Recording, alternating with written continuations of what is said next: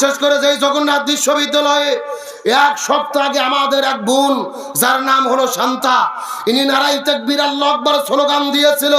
ওই জালেমেরা আল্লাহর তাকবীর দিতে বাধা দিয়েছিল। আল্লাহর কি খেলা, তোমরা তাকবীর দিতে বাধা দিয়েছো, আর গতকালকে জগন্নাথ বিশ্ববিদ্যালয়ে ইসলামপন্থীদের বিজয় হয়েছে।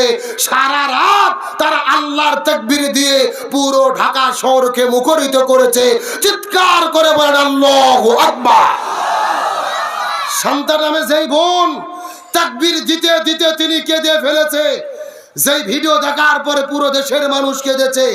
ওই ভারতের আমাদের বোন মুস্কান, হিজাব পরার জন্য অপমানিত করা হয়েছিল, মুস্কান আল্লাহর নামের তাকবীর দিয়েছিল, পুরো পৃথিবী ছড়িয়ে পড়েছিল। আর গতকালকে আমাদের বোন শান্তা তাকবীর দিয়েছে, তার নারাই তাকবীর আল্লাহু আকবার স্লোগানে পুরো বাংলাদেশ কম্পিত হয়েছে। এটা শুধু তার একটা তাকবীর নয়, এটা ছিল তার অন্তরের ঈমানের স্পিড। তোমরা আল্লাহর তাকবীরকে বন্ধ করতে চেয়েছো, আর চতুর্দিকে আল্লাহ তাআলা আল্লাহর তাকবীরের ধ্বনিতে মুখরিত করতেছে। এগুলো কার ফয়সালা? বিশেষ করে গতকালকে আমরা দেখেছি যোগসু জগন্নাথ বিশ্ববিদ্যালয়ের ভেতরে ইসলামপন্থীদের বিপুল ব্যবধানে ভূমিধস বিজয় হয়েছে। চিৎকার করে বলেন আলহামদুলিল্লাহ। বিশেষ করে ডাকসু, জাকসু, চাকসু, রাকসু এবং গতকালকে যোগসুতে ইসলামপন্থীদের যেই গণজোয়ার শুরু হয়েছে, আমি বিশ্বাস করি এখান থেকে বোঝা যায় আগামীর বাংলাদেশ হবে কোরআনের বাংলাদেশ, আগামীর বাংলাদেশ হবে ইসলামের বাংলাদেশ, আগামীর বাংলাদেশ হবে কোরআন সুন্নাহর বাংলাদেশ। কিন্তু অনেকেই ফতোয়া দিচ্ছে, বলতেছে এগুলো বিশ্ববিদ্যালয়ের নির্বাচনের ফলাফল, জাতীয় নির্বাচনে প্রভাব পড়বে না, ওগুলো আলাদা, জাতীয়ভাবে এগুলো আলাদা। এদেরকে বলতে চাই, ভাই আপনার কথার সাথে আমি একমত, তবে একটা কথা মনে রাখেন, ওই 24 বছর আগের বাংলাদেশ আর বর্তমান বাংলাদেশ কিন্তু এক নাই। কারণ ওই ঢাকা বিশ্ববিদ্যালয় কি ঘটতেছে, জগন্নাথ বিশ্ববিদ্যালয় কি ঘটতেছে, এটা কিন্তু পুটিমারি এলাকার আমার বৃদ্ধ চাচাও চায়ের দোকানে খবর রাখে, রাস্তাঘাটে রিক্সা চালকও খবর রাখে। সুতরাং জনগণকে আর ভুল বুঝানো যাবে না, ইসলামপন্থীদেরই বিজয় হবে ইনশাআল্লাহ। এই জন্য বলতে চাই, ইসলামের বিরুদ্ধে দাঁড়াবেন না, আল্লাহর তাকবীরের বিরুদ্ধে দাঁড়াবেন না। ইসলামের বিরুদ্ধে দাঁড়িয়ে ফিরাউন নমরুদ পার পায় নাই, আবু জেহেল পার পায় নাই, বাংলাদেশের নমরুদ ফিরাউন হাসিনাও পার পায় নাই। ভবিষ্যতেও যারা ইসলামের বিরুদ্ধে দাঁড়াবে তারাও কখনো পার পাবে, জোরে বলেন পার পাবে। আমার শান্তা বোনের জন্য দোয়া করি, বিজয় সবাইকে অভিনন্দন জানাই। তবে যারা হারিয়ে গেছে, আমাদের দেশে একটা কথা আছে, দেখতে নারী চলন বাঁকা, আর নাচতে না জানলে উঠন বাঁকা। হারে যে বলতিস আমরা হারতাম না, ওই ভোট গণনার মেশিন রাজশাহী থেকে নিয়ে যাচ্ছে, এই জন্য হারে গেলাম। কি বুঝলেন? আসলে অন্যায় করা হয়েছে, সন্ত্রাসী, চাঁদাবাজি, এগুলো না বলে বলতেছে মেশিনের দোষ। আমরা বলতে চাই এমন বাদ দাও। তাহলে রসুলের সিরাতের শিক্ষা, যিনি মসজিদের ইমাম হবে তাদেরকেই সমাজের ইমাম হতে। আমার বন্ধুগণ, মুসলমান ভাইরা গভীর মনোযোগ লক্ষ্য করুন।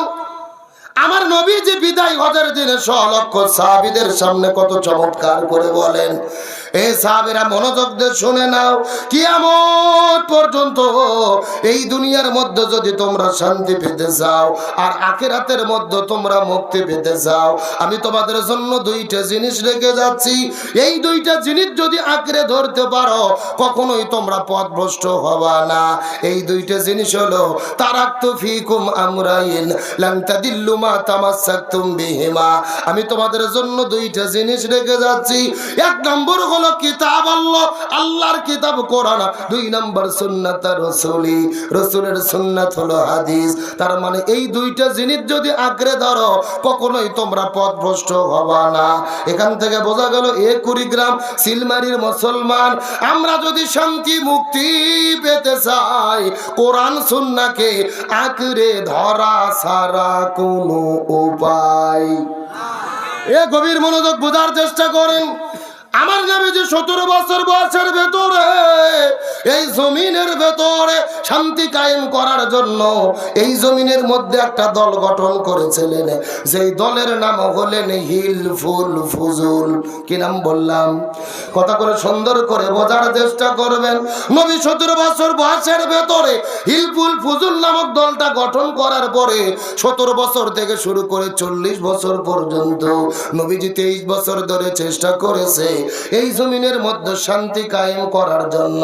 কিন্তু দুর্ভাগ্যজনক ব্যাপার হলো নবী 23 বছর চেষ্টা করার পরেও এই জমিনের ভেতরে শান্তি কায়েম করতে পারলো। এ মুসলমানেরা ভালো করে বোঝার চেষ্টা করেন, নবীজি 23 বছর ধরে চেষ্টা করেছে কিন্তু জমিনের ভেতরে শান্তি কায়েম করতে পারলো না। কিন্তু নবীজির বয়স যখন 40 বছর হয়ে গেল, আল্লাহ নবীজির উপরে কোরআন নাজিল করলেন। নবীজি যখন কোরআনের দাওয়াত দেওয়া শুরু করলো, ওই কোরআন যখন জমিনে বাস্তবায়ন হয়ে গেল, তখন জমিনে শান্তি কায়েম হয়ে গেল। নবীজির জীবনটাকে দুই ভাগে ভাগ করার চেষ্টা করেন, নবুয়ত পাওয়ার আগের 23 বছর আর নবুয়ত পাওয়ার পরে 23 বছর। আগে 23 বছর নবী চেষ্টা করলো কিন্তু দুনিয়ার মধ্যে শান্তি কায়েম করতে পারলো না। কিন্তু পরে 23 বছরের ভেতরে নবীজি কেন শান্তি কায়েম করতে পারলো?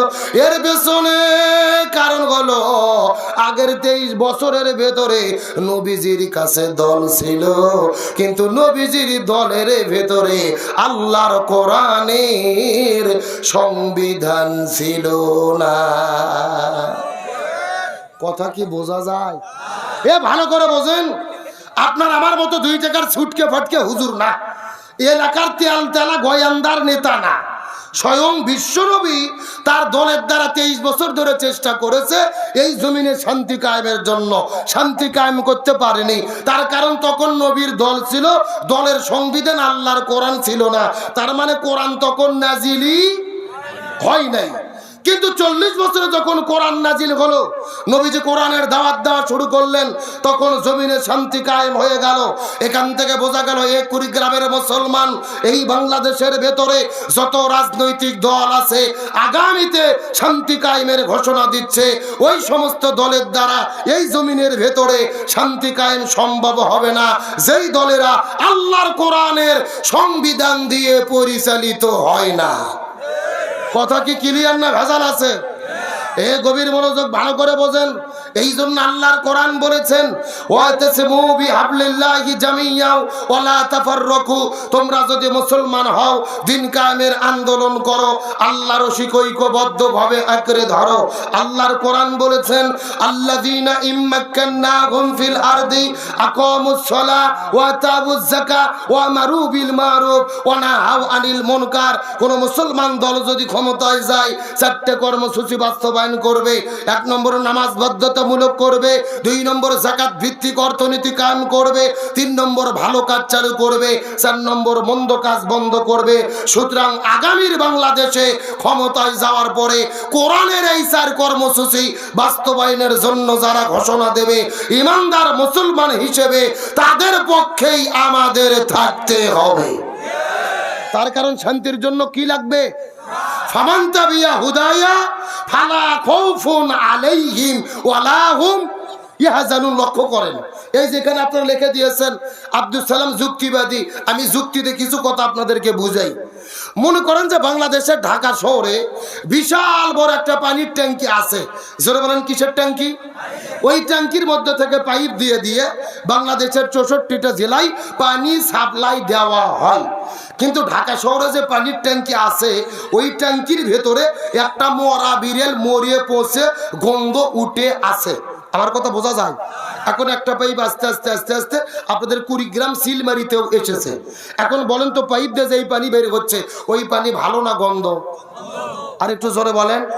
এখন ওই গন্ধনা পানি বের হওয়ার পরে কুড়িগ্রাম জেলার যত বড় বড় হুজুর আছে, ইমাম, মজ্জিন, খতিব, মুফতি, মুহাদ্দিস, ফকিহ, সব আলেমদেরকে ডেকে বলা হয়েছে, এই হুজুরের গোষ্ঠীরা, এই যে গন্ধনা পানি বের হচ্ছে তোমরা ফু দিয়ে দিয়ে পরিষ্কার করো। হবে? কথা বলেন, হবে? আচ্ছা, কুড়িগ্রাম জেলার হুজুর তো দূরের কথা, কাবা শরীফের ইমামও যদি এসে ফু দেয়, পানি পরিষ্কার হবে? আচ্ছা বলেন তো, পানি পরিষ্কার করতে গেলে কি পরিষ্কার করা লাগবে? ওই ঢাকা শহরের ট্যাঙ্কি পরিষ্কার করা লাগবে, এটা কি বুঝতে পেরেছেন? এবার আসল শোনেন, আসল ওয়াজ। এই বাংলাদেশেও শান্তি প্রতিষ্ঠার একটা ট্যাঙ্কি আছে, যার নাম হলো সংসদ ভবন। আরো জোরে বলেন। আর সংসদের ভেতর থেকে বাবার আইন, দাদার আইন, চাচার আইন, খালুর আইন, কার্ল মার্ক্সের আইন, লেনিনের আইন, পুতিনের আইন, ধর্মনিরপেক্ষতাবাদ, জাতীয়তাবাদ, সোশ্যালিজম, ক্যাপিটালিজম, ভারতের আইন, ব্রিটিশের আইন, মানব রচিত তন্ত্র মন্ত্রকে জুতো এবং ঝাঁটাপিটা করে কোরআন পার্লামেন্টে ঢুকাইয়া যতদিন পর্যন্ত কোরআন দিয়ে বাংলাদেশ পরিচালিত না হবে ততদিন পর্যন্ত এই জমিনের ভেতরে শান্তি আসতে পারে না, পারে না, পারে না। সুতরাং সমস্ত তন্ত্র মন্ত্রকে জুতো এবং ঝাঁটাপিটা করে বিদায় করে কোরআন পার্লামেন্টে ঢুকাইয়া কোরআন দিয়ে বাংলাদেশ চলুক, এটাকে আপনারা চান? কারা কারা চান? দুটি হাত আল্লাহকে তুলে দেখান।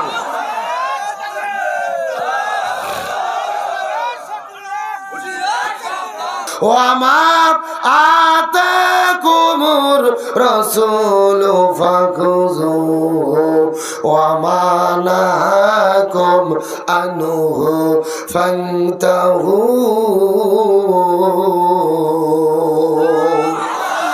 আর জোরে বলি আল্লাহু আকবার। সূরা হাসর 28 নম্বর পারার 7 নম্বর পৃষ্ঠার 9 নম্বর লাইন 7 নম্বর আয়াতে কারিমা তাফসীর ইবনে কাসিরের মধ্য থেকে বলতেছি, আল্লাহ তাআলা ডাকতে বলে, হে পৃথিবীর মানুষেরা গভীর মনোযোগ। এই দুনিয়ার মধ্যে যদি তোমরা শান্তি পেতে চাও, আখিরাতের মধ্যে যদি তোমরা মুক্তি পেতে চাও, ওমা আতাকুমুর রাসূলু ফাখুযুহু ওমা নাহাকুম আনহু ফান্তাহু।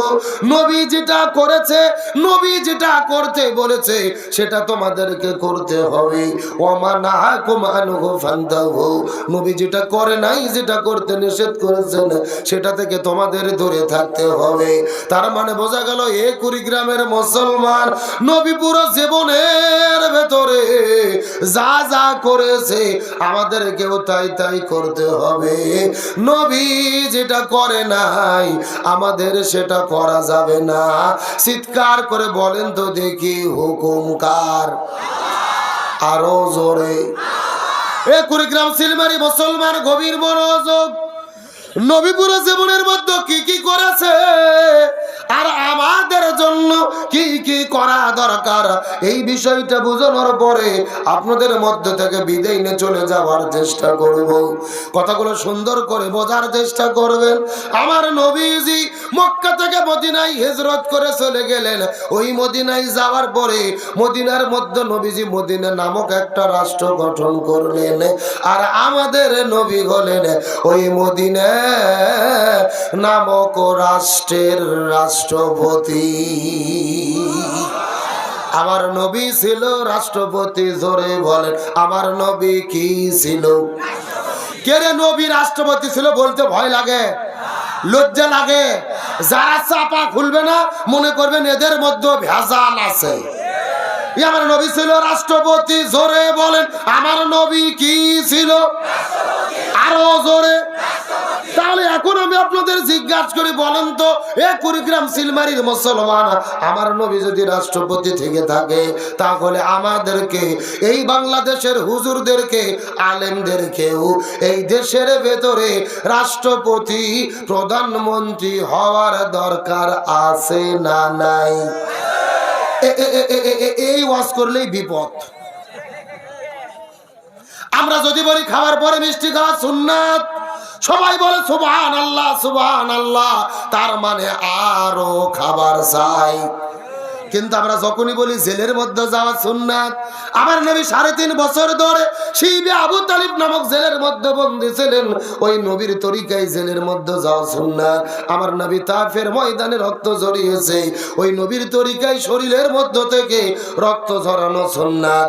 আমাদের নবীজি উহুদের ময়দানে দান্দান মোবারক শহীদ করেছে, ওই নবীর তরিকায় প্রয়োজনে শরীর থেকে দাঁত ভাঙা সুন্নাত। নবী 10 বছর কোরআন দিয়ে রাষ্ট্র চালাইছে, ওই নবীর তরিকায় কোরআন দিয়ে রাষ্ট্র পরিচালনা করা সুন্নাত। তখন কিছু লোক লাভ দিয়ে উঠে বলে যে আব্দুল সালাম যুক্তিবাদী হুজুর, মনে হয় রাজনীতি করে। এ কথা কোন এদের কাছে নামাজ রোজা হজ যাকাত রাজনীতি মনে হয় না, জিকির তাসবিহ রাজনীতি মনে হয় না, নবীর তরিকায় জেলে বন্দী হওয়া, নবীর তরিকায় দাঁত ভাঙা, নবীর তরিকায় কোরআন দিয়ে রাষ্ট্র পরিচালনা করা রাজনীতি মনে হয়। এরা কপাল পোড়া, আমার নবীজির সিরাতকে তারা বুঝতে পারে নাই। অত সোজা নয়। আমার নবী ছিলেন মসজিদুন নববীর ইমাম, আবার মদিনা নামক রাষ্ট্রের রাষ্ট্রপতি। এখন আপনাদের জিজ্ঞেস করি, তার মানে রসুলের সিরাতের শিক্ষা হলো যিনি মসজিদের ইমাম হবে তাকেই সমাজের ইমাম হতে হবে। কথা কি ক্লিয়ার না ভেজাল আছে? তাহলে এই কথা শোনার পরে এই মুরব্বী চাচা উঠলো কেন? এবার মুরব্বী মুরব্বী মুরব্বী, না না না, রসুলের আদর্শের কথা শুনে উঠে যাওয়া কিন্তু লক্ষণ ভালো না। ও যদি পেশাব করে জাগার মাল জাগাত ফেরত না আসে তাহলে মনে করবেন ভেজাল আছে। এ ভালো করে আমার দিকে লক্ষ্য করেন, চিৎকার করে বলেন তো আপনাদের এই ইউনিয়ন পরিষদের নাম কি? কি হাট? থানাহাট। ভালো করে বোঝেন, এই থানাহাট ইউনিয়নের ভেতরে সবচাইতে বড় মসজিদের যিনি ইমাম হবে তাকেই থানাহাট ইউনিয়ন পরিষদের চেয়ারম্যান হতে হবে। আপনাদের সিলমারি, রৌমারি, রাজীবপুর এলাকার ভেতরে সবচাইতে বড় মসজিদের ইমাম যিনি হবে তাকেই এলাকা থেকে এমপি হতে হবে। বাংলাদেশের সবচাইতে বড় মসজিদ বাইতুল মুকাররমের ভেতরে জুমার দিনে খুতবা দেওয়ার যিনি যোগ্যতা রাখে তাকেই বাংলাদেশের রাষ্ট্রপতি প্রধানমন্ত্রী হতে হবে। কথা ক্লিয়ার না ভেজাল আছে? কিন্তু আমরা হুজুরদেরকে বাটিয়ে ভাগ করে আলাদা করে দিছি। হুজুরদেরকে বাটিয়ে ভাগ করে আলাদা করে দিয়েছি যে হুজুরদের কাজ শুধু মসজিদে নামাজ পড়াবে, মাদ্রাসাতে যেয়ে বুখারি পড়াবে, পীরের খানকার দিয়ে জিকির করবে, বিয়ের দিনে বিয়ে পড়াবে, মানুষ মরে গেলে জানাজা, 7 দিনে গরু জব, 40 দিনে হালুয়া রুটি, আর বাইরে কোনো দায়িত্ব নাই। কথা কন, কথা কন। আমরা হুজুরেরা মসজিদ মাদ্রাসা পীরের খানকা ভাগ করে বেটেনে বসে আছি, এই সুযোগে জালেমেরা পুরো জমিন দখল করেছে। ভালো করে বোঝার চেষ্টা করেন। আল্লাহ তাআলা মানুষ সৃষ্টি করার আগে সর্বপ্রথম বলেছিলেন, ওয়াইজ ক্বালা রাব্বুকা লিল মালাইকাতি ইন্নী জাইলুন ফিল আরদি খলিফা। আল্লাহ কিন্তু বলেনি ফিল মসজিদে খলিফা, আমি মসজিদে খলিফা পাঠাবো, ফিল মাদ্রাসাতে খলিফা, আমি মাদ্রাসাতে খলিফা পাঠাবো, ফি খানকায়ে খলিফা, আমি খানকাতে খলিফা পাঠাবো। আল্লাহ বলছে না ফিল আরদি খলিফা, আমি জমিনে খলিফা পাঠাতে চাই। তার মানে বোঝা গেল আলেমদের দায়িত্ব শুধু মসজিদ মাদ্রাসা আর পীরের খানকা নয়, আলেমদের দায়িত্ব কোরআন দিয়ে পুরো জমিনের নেতৃত্ব দেওয়া। কিন্তু বর্তমান আলেমদের নেতৃত্ব কি চলে? এ জোরে বলেন, চলে? তবে আলহামদুলিল্লাহ বাংলাদেশে ইসলামপন্থীদের গণজোয়ার শুরু হয়ে গেছে। আলহামদুলিল্লাহ বলেন।